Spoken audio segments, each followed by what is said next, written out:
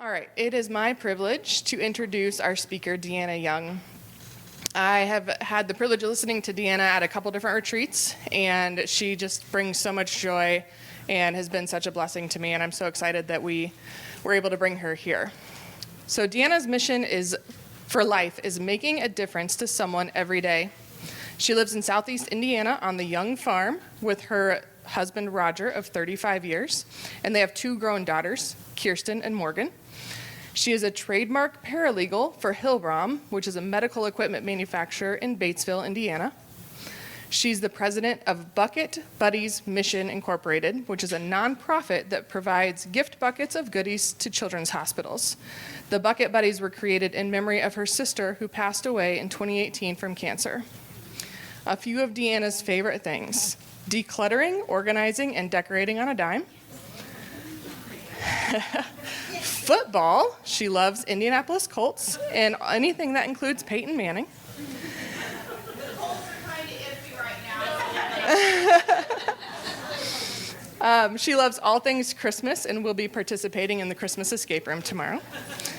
Traveling, playing the piano, and reading, writing, and list making, and the color yellow. Please join me in welcoming Deanna. Thank you, ma'am. Hi. So, first of all, how many of y'all have pets? How many of y'all talk to your pets? How many of you all have pets that talk back? Interesting. So my dad sits on his back. So we built my parents a house behind us. They sold my family home in Versailles a few years ago, and so we built them. Actually, it was right in the midst of COVID, and we built them a house with their money, obviously, in the little woods behind our house. So my parents live back there. My sister died. I wrote that down wrong. Not in 2018, but in 2014. It's been almost 8 years. And so that Bucket Buddies mission that was started in her memory, we delivered to Riley Children's Hospital all the time. So it was very cool to come up here and get to do that. So anyway, so we built my parents' home. My dad liked to sit out on the front porch and listen to the birds, and he talks to them. And so when my mom told me that, I was like, yeah, right. And she said, they talk back. And I was like, okay, they're 80, yeah. So when I sat down there with my dad, he does this little, only it's his teeth or something like that. I can't do it. And the birds talk back. And I'm like, that is just amazing to me. And my daughters have animals, and they swear that they can communicate with their animals. Well, I want to tell you, first of all, about this story of a donkey that talked in the Bible. Anybody in here ever had a donkey talk to them? If so, this is going to be crazy tonight. Okay, so the story is about Balaam. So it's in the Old Testament, and so Balaam wakes up one morning, he saddles up his donkey, and he says, I'm going to go and follow the princes of Moab. But God did not want him to do that, so God was pretty angry with him. So Balaam could not see this angel of the Lord that kept popping up, but the donkey could. So they're going along, and Balaam thinks, he's pretty special going with these princes, and he's trying to be all big, bad, and mighty, but when he gets going, the donkey goes off the path because he sees the angel of the Lord and he can't get around him. So the donkey goes off the path and he's out into the field, and Balaam is like, what are you doing? So he beats the donkey, and the donkey gets up, they go a little bit further down, and then there's a vineyard. So he goes into, and there's no room for the donkey to get through. Now remember, Balaam can't see the angel of the Lord, only the donkey can. So the donkey gets closer and closer and closer, and finally he crushes Balaam's foot up against the wall. And Balaam's like, what are you doing? So he beats him again.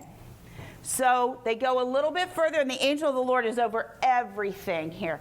This donkey can't move to the right, he can't move to the left, he can't turn around, and so he just sits down.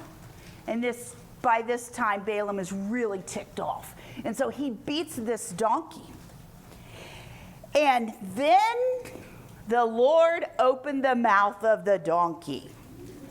And the donkey says, "What have I done to you to make you beat me 3 times?" And Balaam said, "You made a fool out of me. That's what you did." So Balaam was embarrassed that he couldn't control his donkey. He was embarrassed that he was trying to be somebody that he wanted to be, even though he knew God didn't really want him to go with these princes. So he was embarrassed, so he beats the donkey. So in Numbers, which is where this story is, I know how many of us like go back to Numbers and read. Yeah, it's like Leviticus. Yeah, I don't really do that very often. But in Numbers 22:31, then the Lord opened Balaam's eyes, and he saw the angel of the Lord standing in the road with his sword drawn. So Balaam then bowed down and worshipped. It fell face down.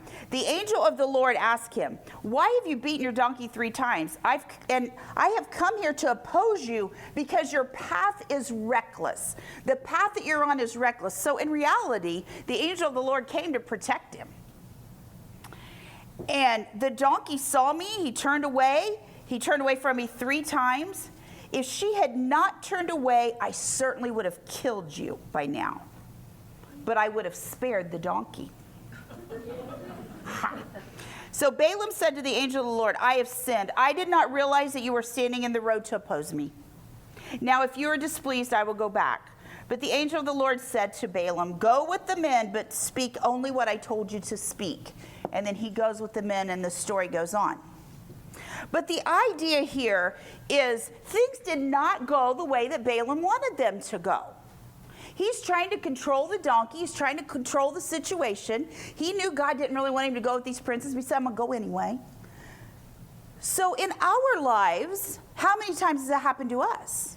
We kind of know that God said, maybe you best not do this, or really don't go down that path. And how many times we say, I don't really know if that's God speaking to me, or maybe that's just my imagination. We kind of know, though, when it's God, don't we? It's kind of deep down. You're restless with it. So when things don't go our way, do we get angry, kind of like Balaam did? He's trying to control this donkey. He can't see what God is doing, but the angel of the Lord, he can't see it. But in reality, the angel said, "I was protecting you." And how many times do we get frustrated because we can't see it? We can't control it. We start to blame other people. We want to control those situations. And we try to control those situations. Is there anybody else in here guilty of that? Like, I do that all the time. I'm like, "Listen, Lord, I really have a better idea than the one that you've got. I have my youngest daughter, she wants to be married so badly. And I really think that it would be great if you could find her a Christian man. And if he could be about 6'4", and have dark hair. He needs to like sports and Christian music. And, I've done this. I have driven down the road. My husband farms, and I've said to the Lord before, it'd be really great if you'd hold off that rain just for this much more time. Like who am I? God's ways are better than our ways. His plans, his thoughts, everything is higher than ours. But we try to control it so many times. And when we try to control things, it's called fear. It's not faith. It's fear. Because when we control it, we think when we think we're controlling it, we think everything's going to go our way. We got it all under control. Have you ever heard of the term helicopter mom? Yeah. Well, you are looking at the helicopter mom, the helicopter wife, the helicopter friend, the helicopter Christian. I want to protect everybody. I want to control everything. But that is because I'm fearful that it's not going to turn out the way I think it should. But what if my plans aren't the right plans? My plans aren't God's plans. So our fear is really a lack of faith. So tonight, our theme for this weekend is called Fear, Faith, and Focus. And I want to talk a little bit about fear tonight, but I'm going to throw in a little bit of faith too. Because if you can't trust God, who can you trust? Your fear can be turned into faith, as we see many examples in the Bible. So I think about Moses. Moses was fearful, wasn't he? When God called him and he's like, you know what, I got all kinds of excuses here. We're going to talk about a little bit of those later. The Israelites, I think about this. Our preacher was preaching on something about this the other day. You think about those Israelites, when they get up to that sea, to the Red Sea, and it is huge.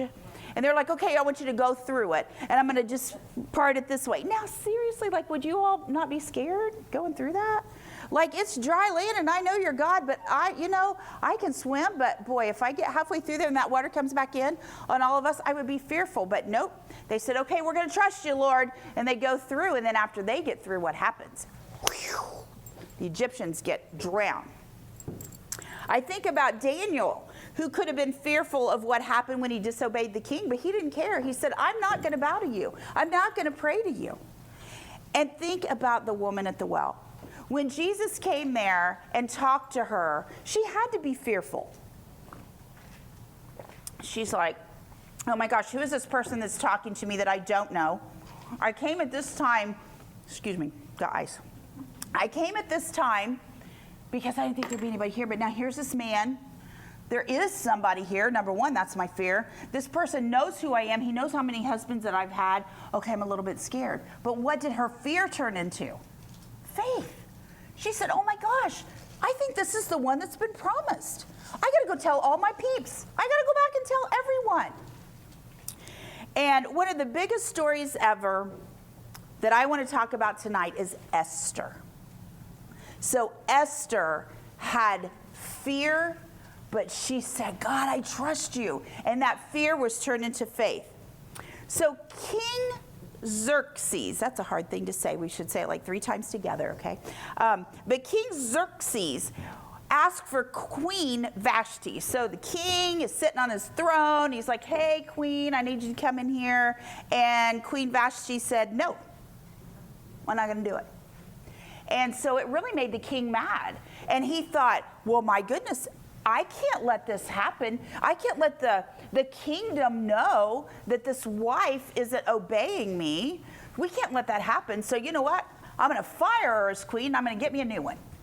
So he said, we're going to have all these women, let any virgin, beautiful young virgin, come, and we're going to have like a queen contest. And they're going to come and they're going to pray in front of us, and I'm going to say, whichever one finds favor, that will be the new queen. I will crown her, and she will be the new queen. She will not be Meghan Markle. She will be a new queen who will be in my court, someone who pleases me. So Mordecai, there's going to be a lot of people in this story, but we can do it. So it's Mordecai. He's the cousin. Esther is in the queen contest. Xerxes is the king. So Mordecai is a Jew, and Esther is a Jew, and he says to his cousin Esther, hey, there's this queen contest going on, and I think you should come up here, and you should go in front of the king, and if he finds favor with you, you could be the next queen. So as the story goes, Esther was taken to the king's palace. She found favor with the king. She became the queen. But Mordecai said to her, do not tell him that you are a Jew. Do not tell him. So Esther was a perfect little queen. The Bible says that she was humbled and that everyone liked her. And so she was able to take Vashti's place as queen. So next we see there are 2 of the king's officers. They're plotting to kill King Xerxes.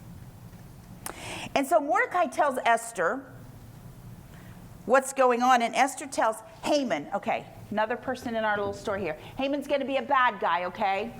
Haman the demon. Let's try to remember like that, okay? Haman the demon, Esther is the queen, Mordecai is the cousin, and Xerxes is the king.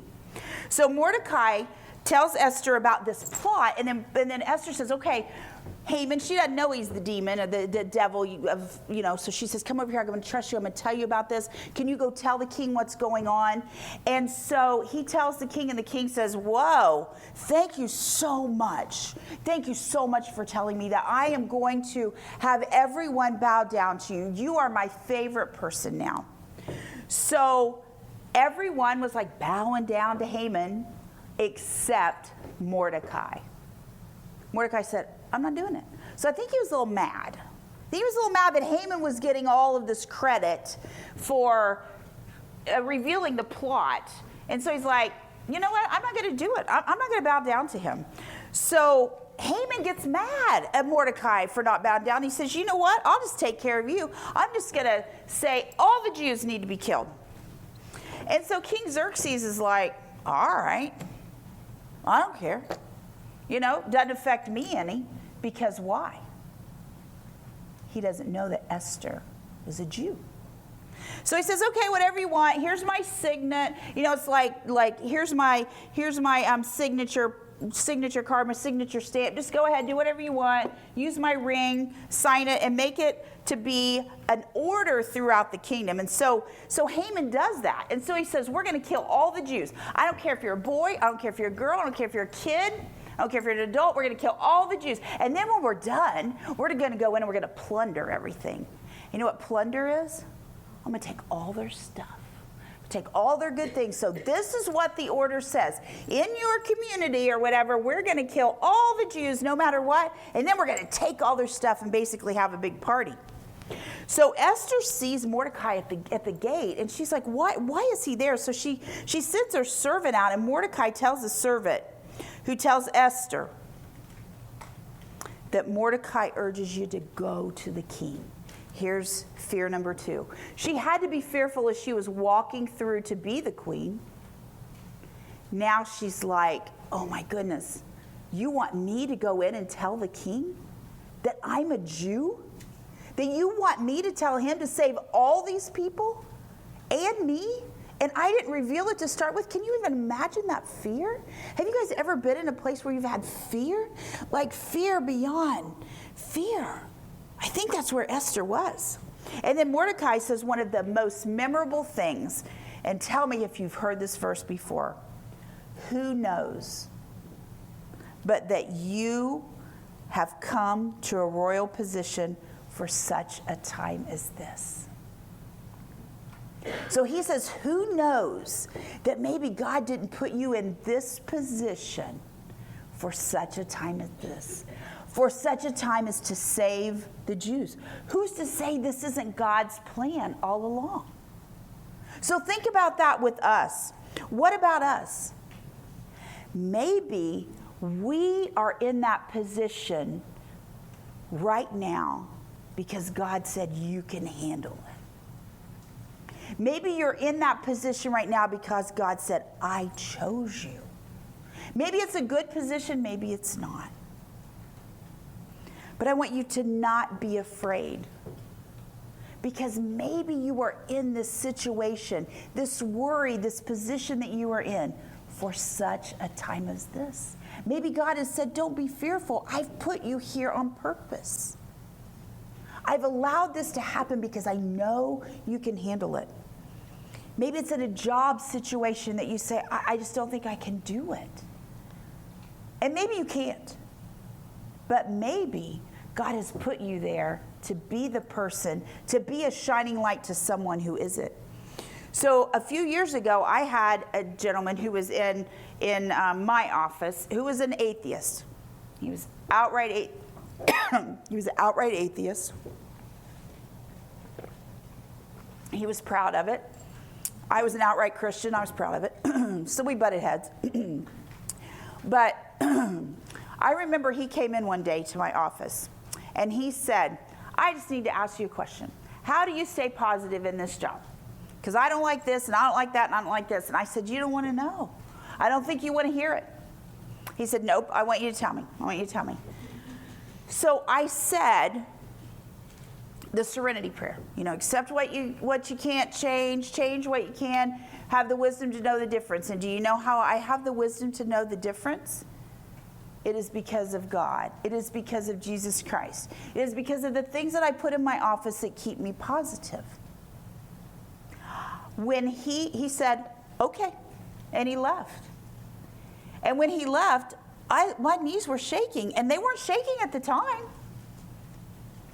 And I was like, where'd that come from? How did I say all those things? I don't even know what I said when I said them. But perhaps I was put in that position for such a time as that. That man needs to know Jesus Christ, and he's heard it. And it scares me if he doesn't change his life, because we talked deeper that day. So maybe you're in a situation for such a time as this. Maybe you have a wayward child and you say, it's just not fair. I'm going to tell y'all, I got one. And we are a close family. And I don't understand it. I got a wayward one and I got a Christian one. And there are days that I say, I just don't understand why I have to go through this. And then I say, you know what? God said, I chose you to be her mother. As hard as it is, I chose you. And there are some people that don't get to be a mother. And I had a lot of good years before she was wayward. And she's still in our lives. It's just very strained. But perhaps I am here for such a time as this to witness to my own child. Maybe you are too. Maybe you're in a situation at church. Maybe you're in a financial situation. Maybe your marriage isn't where you think it should be, and you're thinking, I don't think I can do this anymore, God. But you are here today for a reason. God has you here today. You are here for such a time as this. I want everyone, including me, to leave better than we came in. When we walk out these doors tonight, I want us to leave fear behind. When we walk out those doors tomorrow, I want us to have faith beyond what we can even understand. Because God has called us here for such a time as this. So Esther took that opportunity and she said, I think I am here for such a time as this. So she said, okay, I trust you, Lord. So she told Mordecai, gather all the Jews in the community and fast. And my maids and I, we're going to do the same thing. And when this is done, I'm going to go to the king, even though it's against the law. And the reason it was against like the law or the rules is because you had to be invited in to the king's quarters. And she didn't know how she was going to get invited in. But she said, you know what, I'm taking this fear. I've got to overcome this fear with faith, Lord. I trust you. And if I perish, I perish. And if you've ever felt God speak to you in a way, you say, this could not turn out very good. But if God is telling you to do it, you say, if I perish, I perish. God has a way.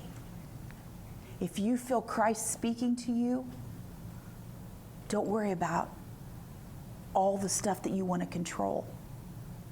Think about, I'm going to do it, Lord, because obedience is what that's all about.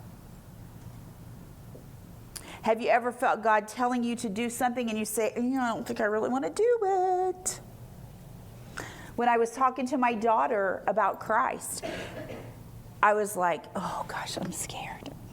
She's going to get mad at me, She knows she grew up in a Christian home. She accepted Christ when she was in junior high. And I think she did, and she lived it. It's not up to me to make that decision. But she's wayward right now, and I wanted to bring her back. And so I was like, I don't think this is a good idea. I don't want her to be mad at me, I'm her mama, and let's just pretend like she still lives at home and she's 12, And God said, no, I need you to talk to her. I need you to tell her about Jesus and make sure that she knows about Jesus. She grew up knowing about Jesus, but you just need to remind her. I said, oh my. It was a little rough, but we planted a seed. I followed, I obeyed, I cried a lot. I didn't get the result I wanted. I wanted her to say, yes, Mama. I'm going to come right back home, and I'm going to go to church with you, and I'm going to be a missionary.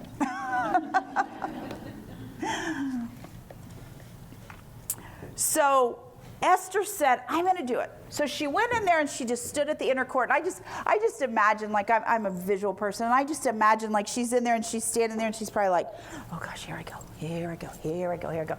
And so she stands at the inner court and the king sees her. And so he puts his scepter out to her and he says, yes, come on in. He invites her in. And he said, what is it that you want? And she said, well, I'd like to have a banquet. Of course, I'm paraphrasing here, but I'd like to have a banquet. And I would like for you to come. And I would also like to invite Haman, your friend Haman. I'd like for him to come too. And so the king said, fine, let's set it all up. You take care of it. I will be there. Haman will be there. And Haman, he was so proud. He went and he walked around the community. And he is like, the queen wants me to come to her banquet. Yes, he was so proud and bragging. And Haman was also very mad still at Mordecai. And so he thought, you know what? I'm going to be at this banquet.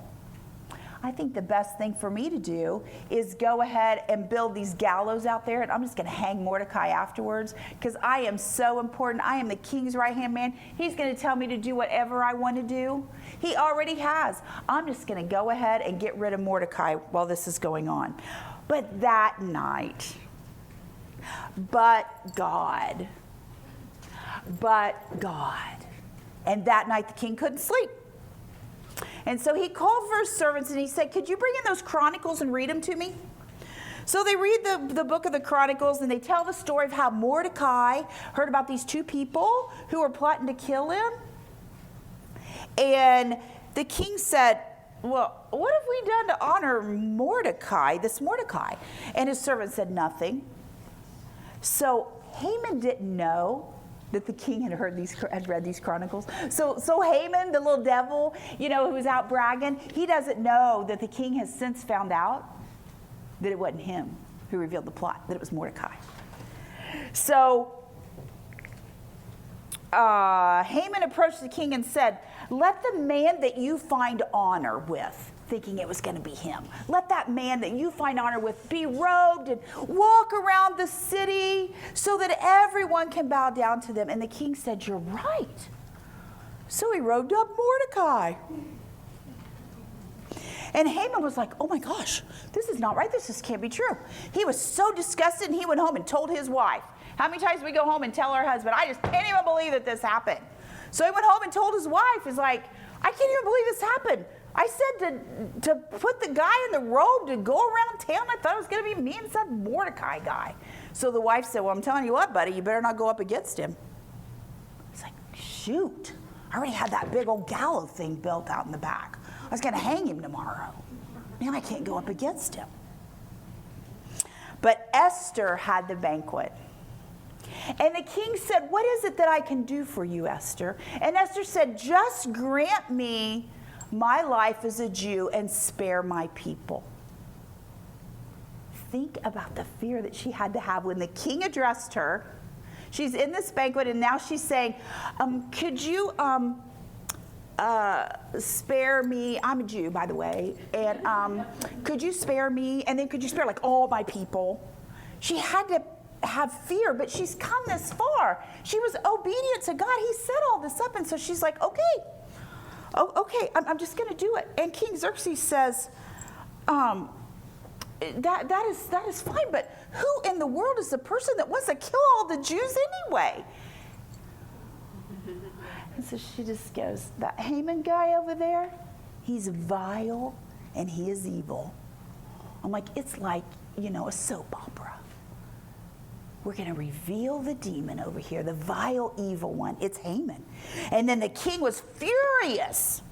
And Haman, then he got down and he's begging Esther, please, please, please, tell him to save my life, tell him to save my life. But instead, the king's servant said, oh, by the way, king, I just want to let you know this afternoon, Haman, he built these gallows out back. They're like 75 foot tall. And he was going to kill Mordecai, but gosh, I hate for him to go to waste. Why don't we just use them?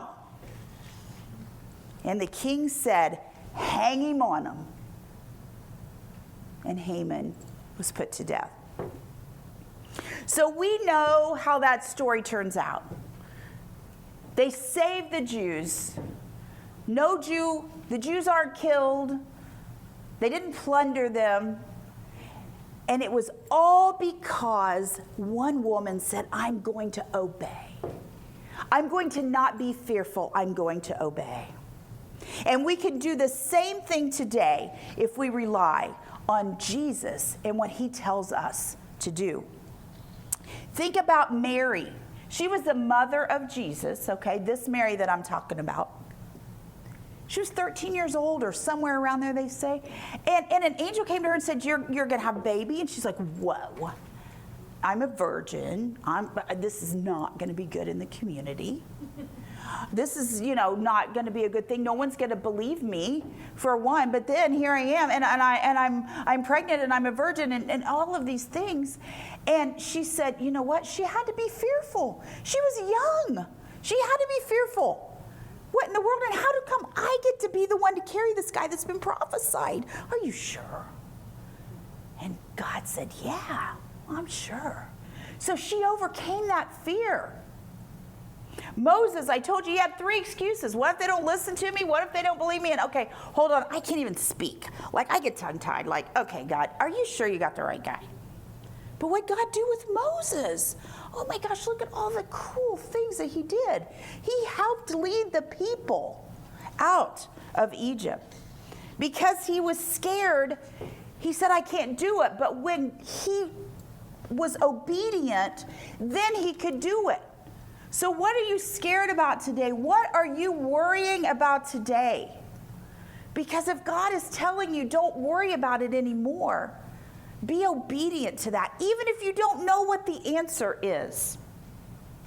Because God's calling on our life does not depend on our abilities, but on our obedience. You've heard the saying, God doesn't always call the equipped, but he will equip who he calls. So you think you're not good enough? You think you're not a good enough mom? If God called you to be a mom, then you're a good enough mom.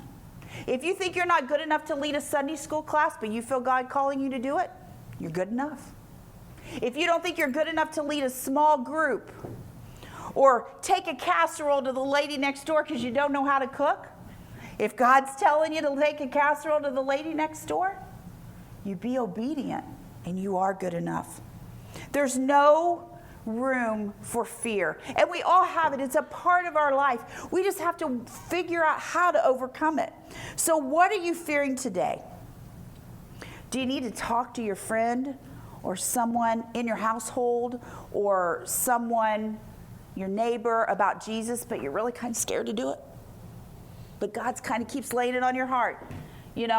I've done things before where I said, well, you know what, Lord, if you really want me to do that, then have him park next to me in the Walmart parking lot on aisle 7 at 6 p.m. And by golly, if he wants you to do it, he'll be parked next to you in the Walmart parking lot on aisle 7 at 6 p.m.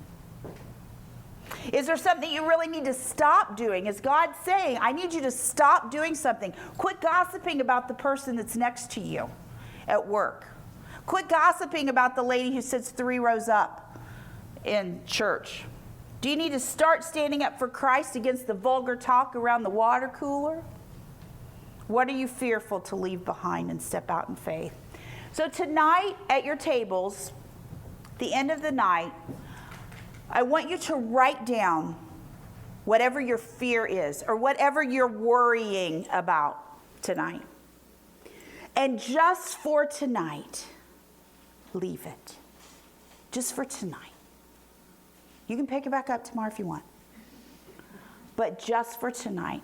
I'm going to put this box at the back, and when y'all leave, I want you just to throw it in here. And I promise you I will not look at it. Look at this. Close it. I promise I'm not going to look at them. I'm going to lay them, I'm going to put it at the back, but on your table are strips of paper. So we're going to have our small group talk here in a little bit, or in just a minute. And at the end of when you have your small group talk, Andy's going to be passing out some questions. But don't forget, please, I'm not going to know if you did it or not, but I want you to do this. Just for tonight, write down that worry or that fear. Place it in the box, and we're going to leave it. I want you to get a good night's rest, because you're going to leave that worry right here for tonight. I'm going to close this in prayer, and then I want you to, is it 10 minutes, Annie? Yeah. About 10 minutes, you're going to talk about these questions that are on this paper. for a small discussion, and then the team will close us out. So let's bow in prayer as we move to the next section. Lord, I thank you for this evening. I thank you for the story of Esther, that we can see, Lord, that no matter, even when we're fearful, if you call us to do something, that we will be obedient, that we will do it. Lord, there's so many things in our lives that we worry about. I mean, we are women. We worry. Lord, there's worry and there's fears. Worry that we can't control, fear that we can't control. But Lord, we know that you can take it. You may not answer it today. You may not answer it tomorrow. You may not answer it the way we want. But Lord, just for tonight, I want to turn my worry, that fear over to you. I want a good night's rest. I want no more worry just for tonight, Lord. We want to learn to trust you. We want to learn to have that faith in you. And I pray that as we leave the building tonight, that we can do just that, to leave those worries and those fears here with you and just take you home with us as we have a good night's rest in faith and obedience. It's in your name we pray. Amen.